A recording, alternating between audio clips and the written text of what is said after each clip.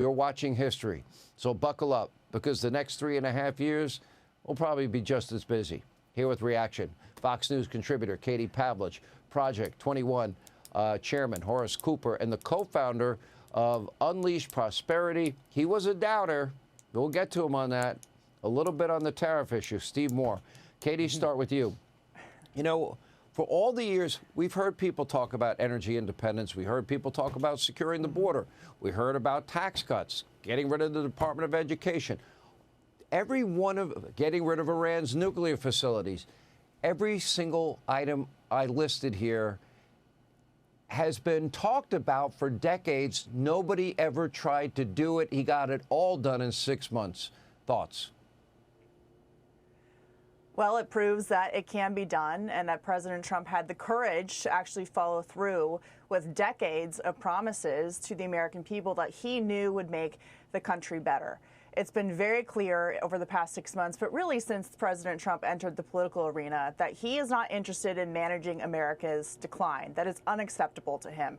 He does not suffer from the bigotry of low expectations. He has high expectations for this country, for people who work for him, and for our allies around the world. He's made the country more prosperous, and he's doing things that temporarily are politically viable, that people like, that are popular in polling. But long term, he's making huge historic moves that will solidify the United States as a leading country on a number of issues. Just today, you saw him taking the government boot off the necks of crypto digital asset companies so that America can be the digital asset capital of the world as we move into this new digital currency age. He wants AI to be fueled by American energy, which we're seeing. So he's not only doing things that temporarily help him in terms of politics, but he's doing things that will last for many years in terms of helping the United States continue its dominance as a top country around the world. And when he saw what the Biden administration did, thinking it was okay to tell Americans that you just have to suffer through the decline, that it's not going to get better, that inflation is here to stay, that was unacceptable to him. And it proves that all of these things that have been promised could be done, and he's just getting started, given that we're just 6 months in. All right, let's get your take, Horace. It's no doubt that we are in the very beginning stages of a new golden era for America.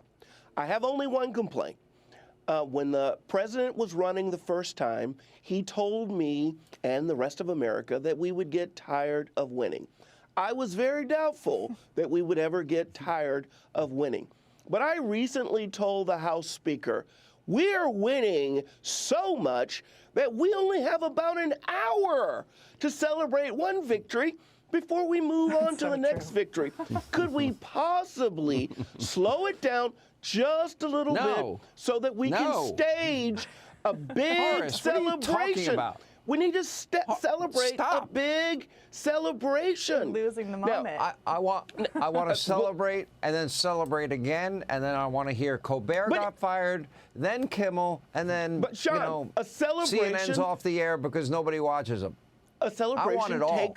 A celebration takes at least a couple hours to do, and I think there have been so many stop amazing sipping your wine things. and just take a shot and move on to the next celebration. I mean, there have been so many amazing things. But my second point is, I want to remind everybody that as surfers, when they see the big wave coming, they rush out with their surfboard.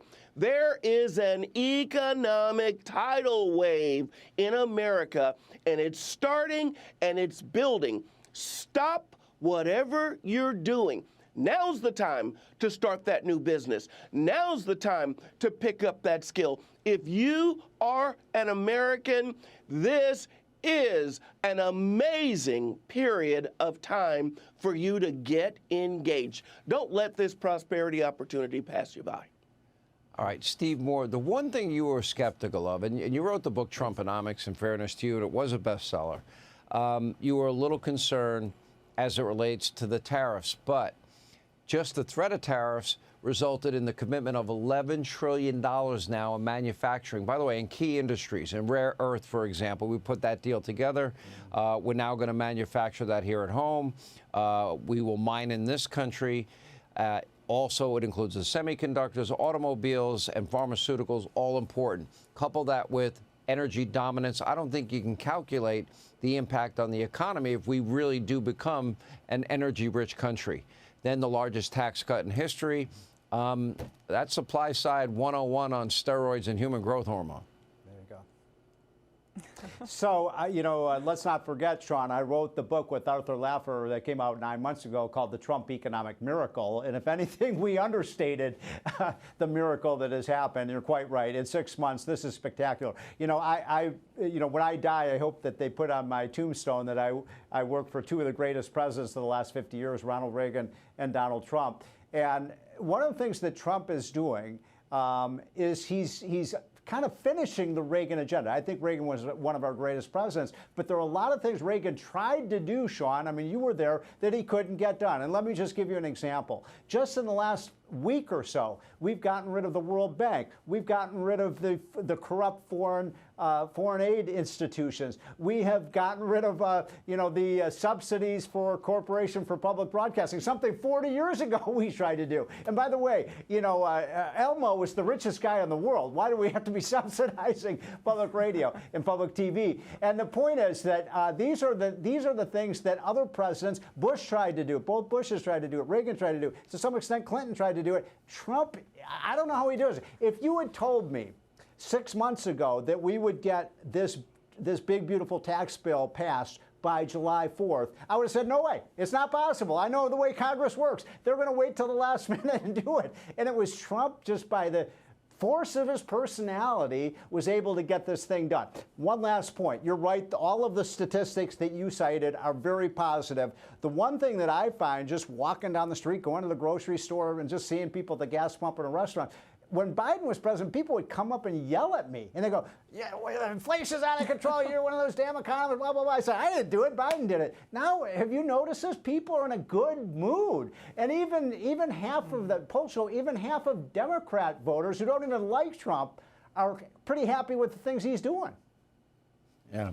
Well, it's been an amazing 6 months. We got a lot more to get to. I appreciate all of you. Katie Pavlich, thank you. Horace, thank you. Steve, thank you.